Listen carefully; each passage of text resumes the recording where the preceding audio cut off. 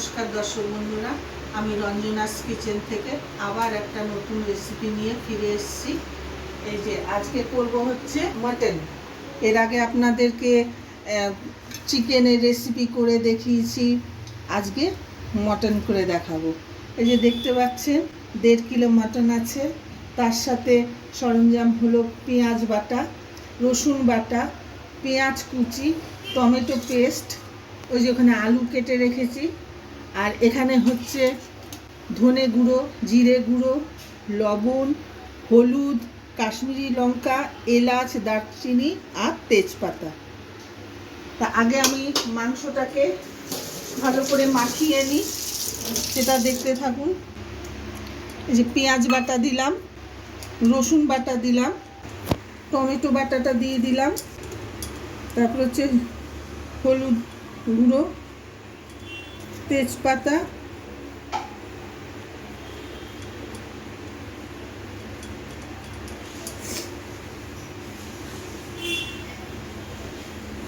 লাল মির্চি আর কি এটা, লবণ দিয়ে দিলাম, ধনে গুঁড়ো দিয়ে দিলাম,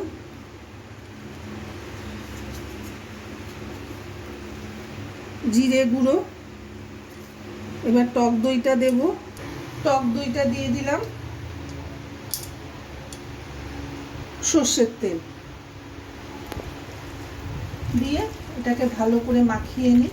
আর আমি এই মাটনটা কাঁচা লঙ্কা দিয়ে করব, কাঁচা লঙ্কা চিড়ে করব, বেটে না, কাঁচা লঙ্কাটা চিড়ে করব।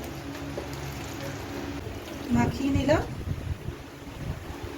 এরপরে আবার ফিরে আসছি আপনাদের কাছে।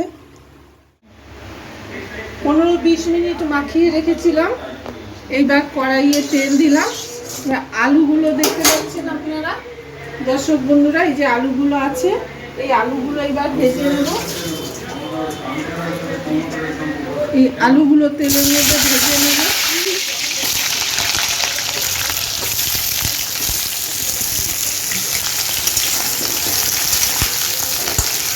আলুগুলো একটু লাল লাল করে ভেজে নেব। এই যে দেখছেন আপনারা আলুগুলো ভাজা ভাজা হয়ে গেছে, এখন তুলে নিলাম, তুলে নিচ্ছি আর কি আলুগুলো।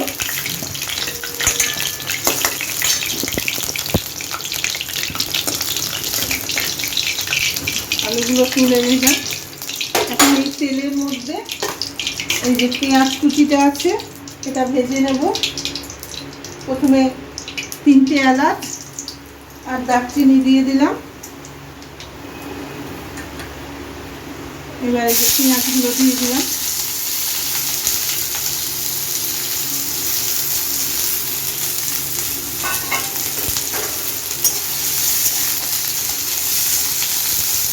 তারপরে একটু নুন দিয়ে দেবো, তাহলে তাড়াতাড়ি হয়ে যাবে পেঁয়াজগুলো। এই যে পেঁয়াজগুলো দেখছেন লাল লাল মতন ভাজা হয়ে গেছে। এবার এর মধ্যে মাংসটা দিয়ে দেবো। মাংসটা দিয়ে ভালো করে কষাবো, কষিয়ে তারপরে প্রেসারের সিটিটা দেবো। 3টে সিটি দিলেই হয়ে যাবে।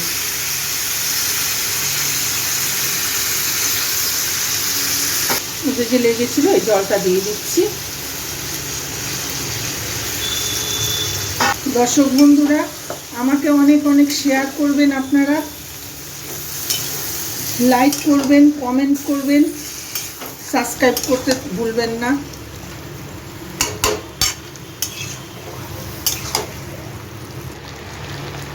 এর মধ্যে কাশ্মীরি লঙ্কার গুঁড়োটা একটু দিয়ে দিলাম, আমি চেরা কাঁচা লঙ্কা দিয়ে করছি।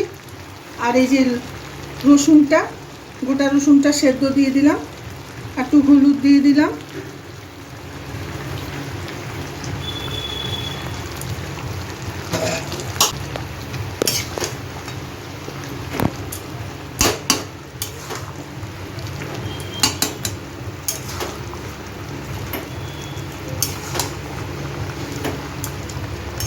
আমার ভিডিওতে অনেক অনেক শেয়ার করবেন বন্ধুরা, কমেন্ট করবেন, লাইক করবেন, সাবস্ক্রাইব করবেন। আপনারা আমাকে সহযোগিতা করুন, আমি এটাই আশা করব। আপনাদের কাছে। ভিডিওটা যদি ভালো লাগে আপনাদের,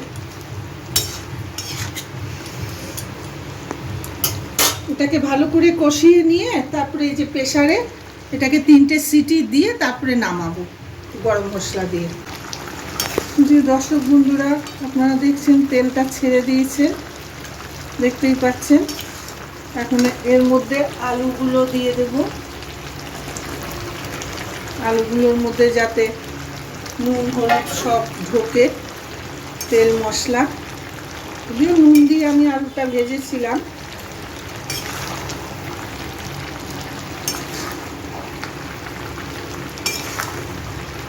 ভালো করে কষিয়ে নিয়েছি।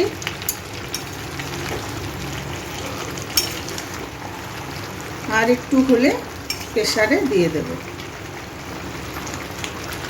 বন্ধুরা, আবার এর পরের সপ্তাহে মানে অন্য কোনো রেসিপি নিয়ে আপনাদের কাছে আবার আসব। কেমন হয়েছে আপনারা জানাবেন, লাইক করবেন, শেয়ার করবেন, তারপরে সাবস্ক্রাইব করবেন, আর কমেন্ট করতে ভুলবেন না। আপনারা সহযোগিতা করুন আমাকে, আমি কেমন কীরকম ভিডিও করছি বলবেন।